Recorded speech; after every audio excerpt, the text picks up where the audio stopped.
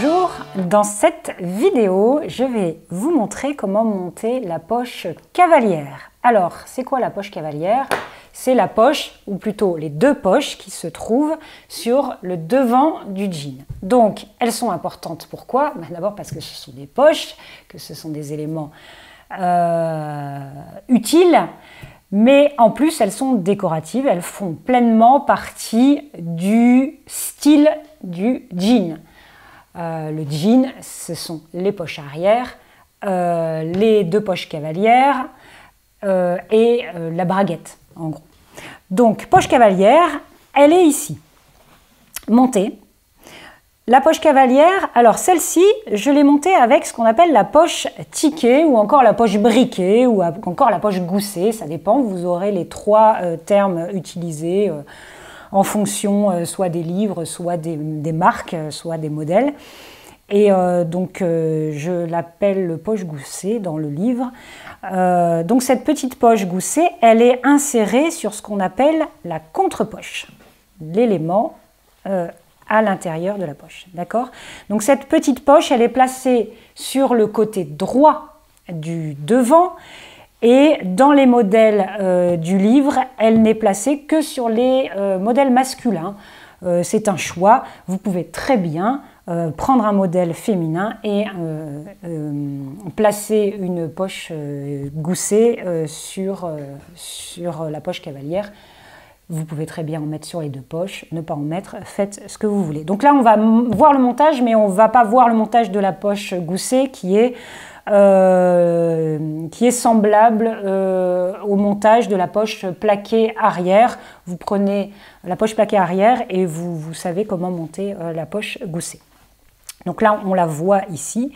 La poche cavalière, elle est composée de deux éléments. Le fond de poche ou encore sac de poche, on peut l'appeler des deux façons.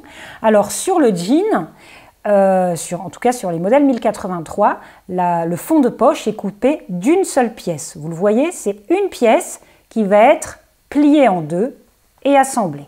D'accord? Dans certains patrons, vous allez avoir deux pièces distinctes. Donc, voyez, là, vous avez cette drôle de forme qui est une poche entière, un fond de poche entier qui sera plié et assemblé. D'accord? Donc ce fond de poche, il doit être coupé dans un tissu coton fin et solide à la fois.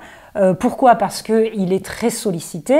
Vous fourrez plein de trucs dans les poches, vous mettez les mains, les jeans souvent sont des jeans serrés.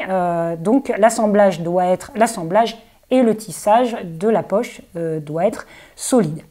Faites-vous plaisir, prenez le tissu qui vous plaît. Là, j'ai un petit coton cactus. Ici, j'ai des pois. Faites-vous plaisir, c'est aussi l'identité de votre jean. Donc, utilisez ce qui vous plaît, des fleurettes, des rayures, un tissu uni, c'est vous qui voyez. Ensuite, vous avez la contre-poche. C'est ce morceau-là. Donc, la contre-poche, eh bien, c'est finalement la continuité du devant. D'accord? Là, on a un extrait de devant. Donc, je vais travailler avec un extrait de devant avec une ouverture arrondie. C'est l'ouverture cavalière, d'accord? Et vous avez la contre-poche qui va compléter le morceau devant. Donc, une contre-poche, ici, un fond de poche et évidemment un devant. Et ensuite, cette poche, ce devant avec la poche sera assemblé avec le dos du jean. Donc, assemblage de la poche cavalière, important, assemblage qui se voit, donc qui doit être soigné, évidemment soigné comme le reste, que ça se voit ou que ça ne se voit pas, mais là en plus ça se voit et donc on va avoir aussi un travail de surpiqûre qui, comme sur la braguette, comme sur la poche plaquée, va être important et donc ce travail doit être absolument soigné. On va commencer. Quelles étapes pour le montage de la poche cavalière? Première étape, on va placer la contre-poche, placer et plaquer la contre-poche sur le fond de poche. On le voit, il n'est pas assemblé mais bien plaqué, d'accord? Alors, ce plaquage-là, on verra, vous pouvez très bien le faire avec la machine, il n'y a aucun problème. Donc, plaquage de la contre-poche sur le fond de poche, fermeture du fond de poche. Pour ça, on va utiliser un mode d'assemblage qui s'appelle la couture anglaise, une couture renforcée et en plus de ça, jolie. Et ensuite, l'assemblage du fond de poche contre poche sur le devant. On va commencer. Première étape, je prends ma contre-poche que je positionne sur mon fond de poche devant face à moi, endroit face à moi, contre-poche, envers, contre devant du fond de poche. Je l'épingle pour être à peu près sûr de moi et je vais le plaquer. Alors vous avez plusieurs façons de plaquer la contre-poche. Sur cet échantillon, par exemple, j'ai pris un point avec un zigzag, j'ai fait un zigzag et ensuite une ligne droite, d'accord? Là, j'ai utilisé un point un peu différent de ma machine, le point de surjet de ma machine. Si vous avez une recouvreuse, faites-le à la recouvreuse. Ici, sur cet échantillon, j'ai un zigzag miel. Voilà, donc c'est à vous d'utiliser le point qui vous convient sur la machine. Mais je vous ai dit, il ne vous suffit que d'un zigzag pour faire un travail très propre. Donc moi, je vais utiliser ici le zigzag. J'ai bien positionné ma poche, bord à bord, donc bord supérieur et côté. Et je fais mon plaquage avec un point zigzag.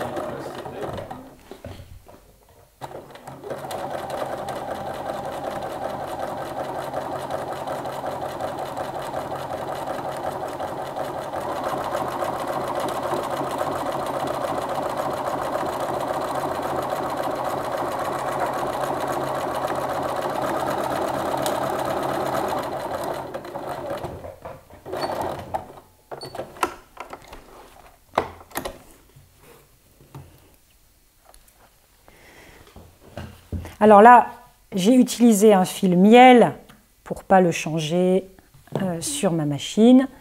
Vous pouvez utiliser le fil que vous souhaitez, assorti au jean ou assorti au fond de poche. C'est encore une fois, vous faites ce que vous voulez. Donc voilà, donc là j'ai un zigzag, ma poche elle est bien plaquée, il n'y a pas de souci.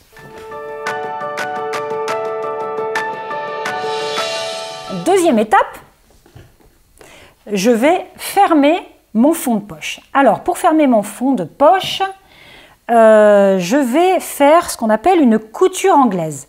Alors, la couture anglaise, qu'est-ce que c'est?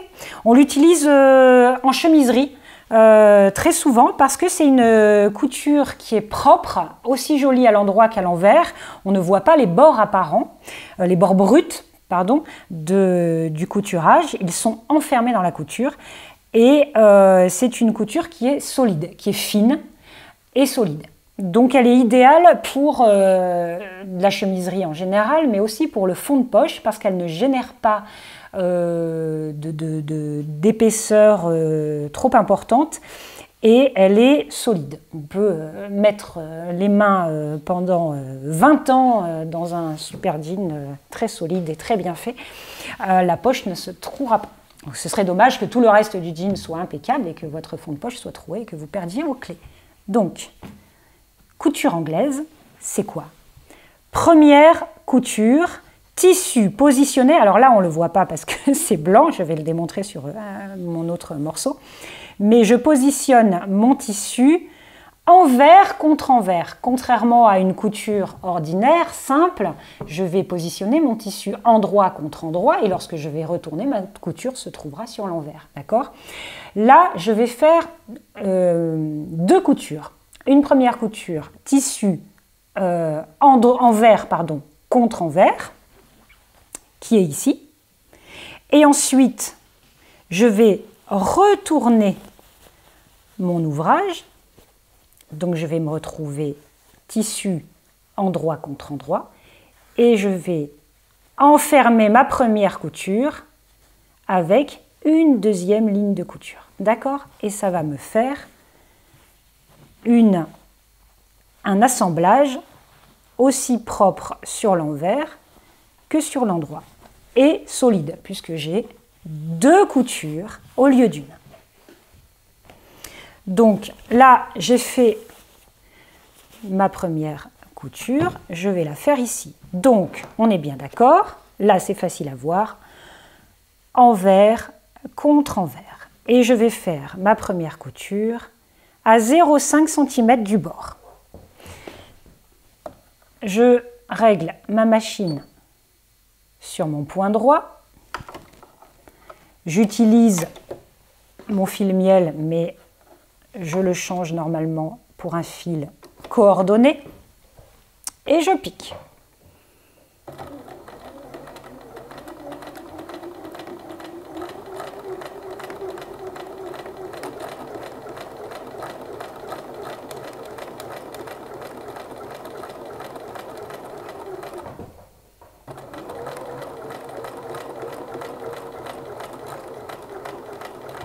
Je fais un point d'arrêt ici.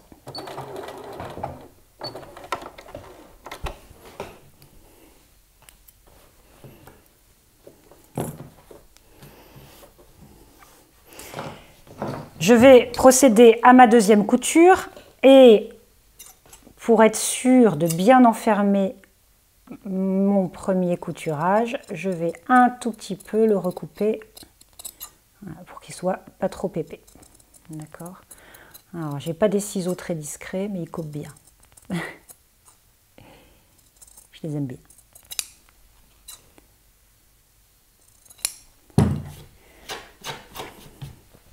Je retourne mon fond de poche endroit contre endroit.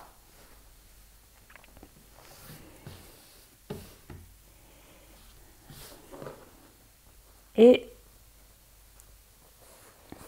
alors, je vais pas le faire là, mais c'est pas bien. Je dois normalement repasser à chaque étape. Donc là, j'y vais, j'ai les mains bien chaudes, donc ça me repasse mon ouvrage. Je l'ai retourné et je vais repiquer une nouvelle fois à 0,5, mais cette fois-ci du bord de ma première couture.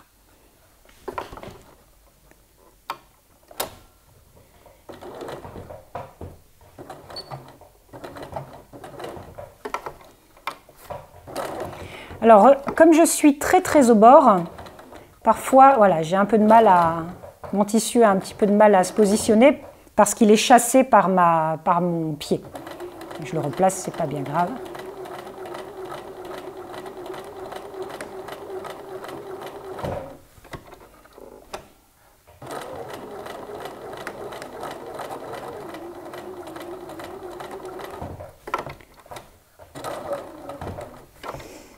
Je suis obligée de le repositionner régulièrement, c'est pas grave.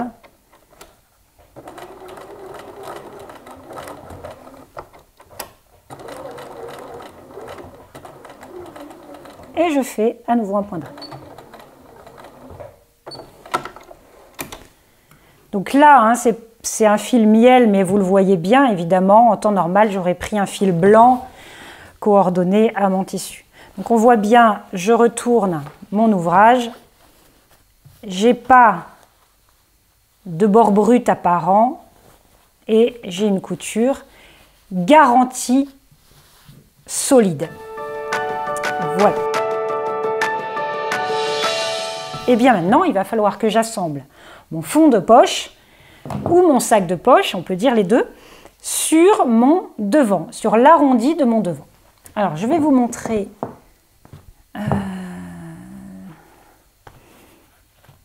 ce que ça donne quand c'est assemblé. Vous voyez, là, j'ai bien ma poche. Elle n'est pas encore surpiquée, mais elle est assemblée. Ne brûlons pas les étapes. Mon sac de poche avec sa contre-poche, je vais l'épingler endroit du sac de poche, donc arrondi contre arrondi, d'accord? Donc j'ai ma contre-poche ici, je la bascule, j'ouvre ma poche et je la positionne avec des épingles.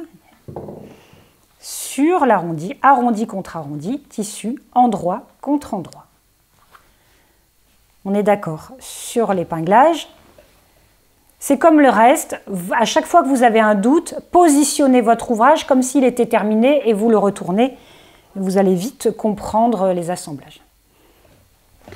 Je le passe sous le pied presseur de ma machine et là je vais assembler à, je crois que c'est 1,2 de marge de couture à vérifier sur le livre. Je n'ai pas toutes les marges de couture en tête. Elles sont très variables en fonction de l'élément à assembler. Tout est noté dans le livre, vous avez toutes les marges de couture comprises. Et sur les patrons, si vous téléchargez les patrons sur le site 1083, vous avez les marges de couture qui sont indiquées sur les patrons. Pas de panique. Donc peut-être que je me suis trompée, je pense que c'est 1,3, 1,2, mais à vérifier. J'assemble. Point droit, évidemment.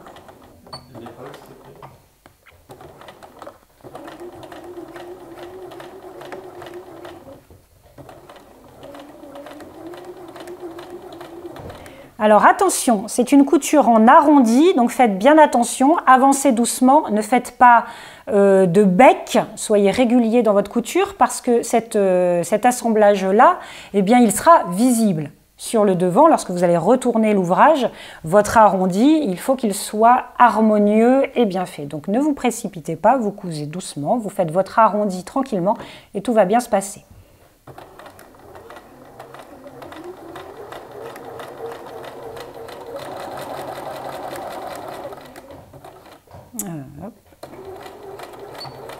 Un point d'arrêt.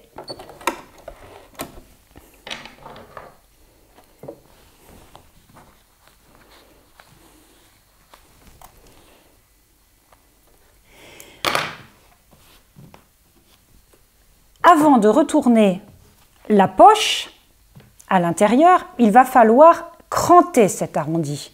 Alors là, c'est mathématique. Si j'ai une couture arrondie comme ça, lorsque je vais la retourner, ma couture va devoir se déployer sur un endroit plus important, d'accord? Donc, il va falloir que je la crante pour que ma couture puisse se déployer et se positionner. Sinon, elle va bloquer, elle va grigner et ma poche ne sera pas jolie.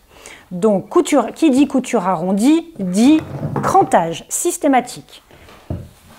Alors, le crantage, c'est facile. J'utilise toujours mes tout petits ciseaux de lingère, mais qui sont bien pratiques.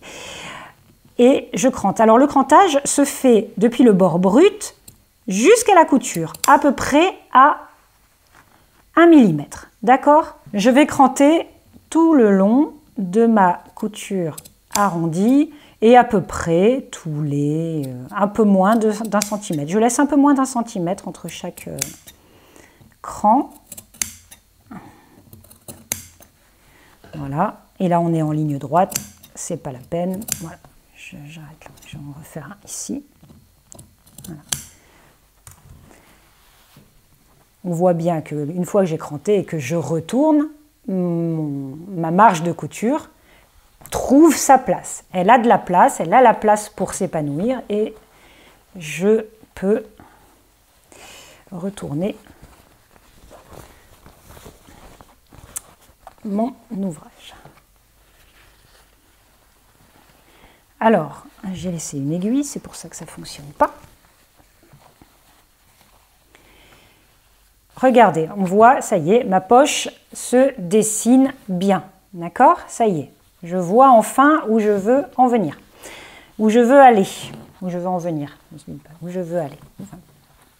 Donc voilà. Donc cette étape-là, elle est faite. Je l'ai montée ici pour aller un petit peu plus vite. Et quelle est la différence entre ici et ici?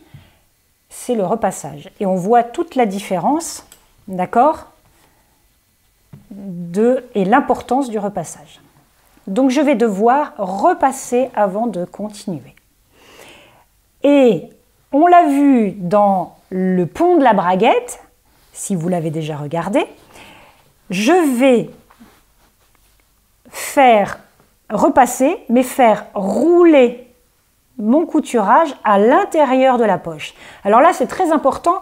Pourquoi? Parce que ma contre-poche, elle est dans un tissu fantaisie et je n'ai pas du tout envie qu'il se voie.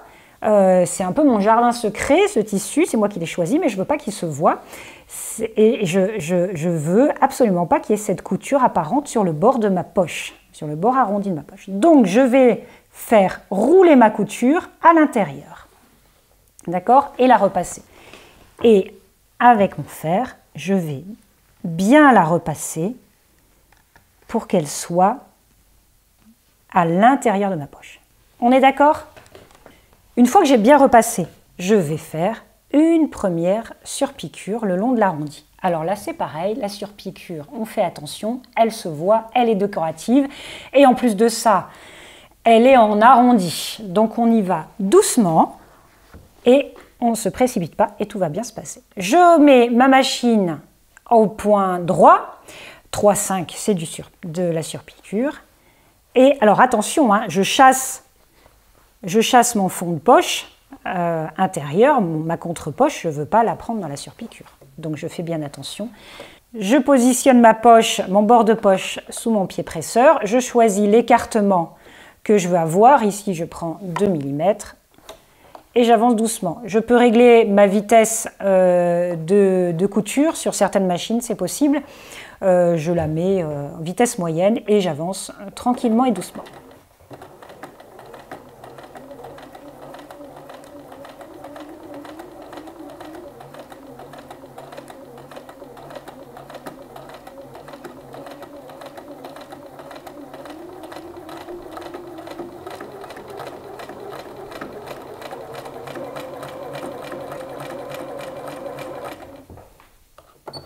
Je n'ai pas spécialement besoin de faire un point d'arrêt puisque les bordures supérieures et côtés sont prises dans l'assemblage de mon devant avec mon dos. D'accord? Eh bien, je fais la même chose. Si je veux une deuxième surpiqûre, je recommence. Je me positionne à l'écartement souhaité, 0,4 pour moi ici, mais vous faites ce que vous voulez. Et je refais une piqûre parallèle.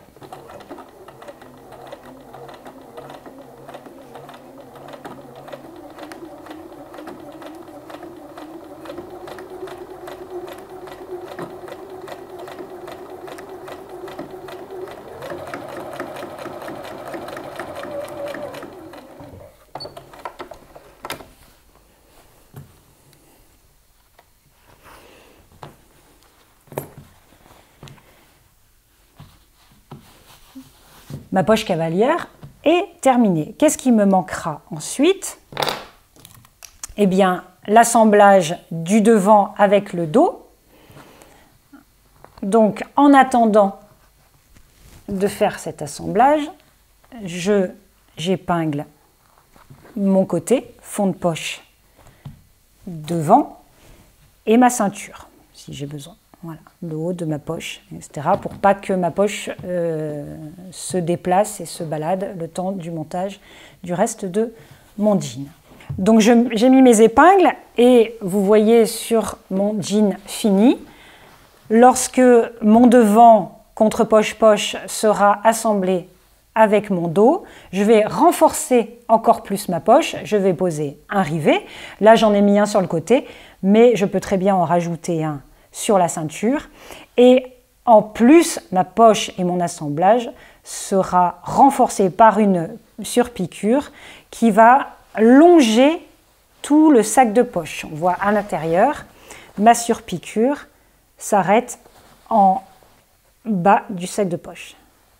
Tous ces éléments contribuent, rivet et surpiqûre contribuent à renforcer l'usage de la poche cavalière. Voilà, je pense que vous savez tout pour monter une poche cavalière parfaite. Je n'ai aucun doute là-dessus. Et encore une fois, elle se voit, soyez patient, faites des essais, et puis trouvez votre style qui va résider dans la couleur du fil, dans l'écartement des surpiqûres, dans le tissu du fond de poche. Enfin bref, amusez-vous, c'est un jean donc avec certains codes à respecter, mais vous pouvez très bien en faire ce que vous voulez.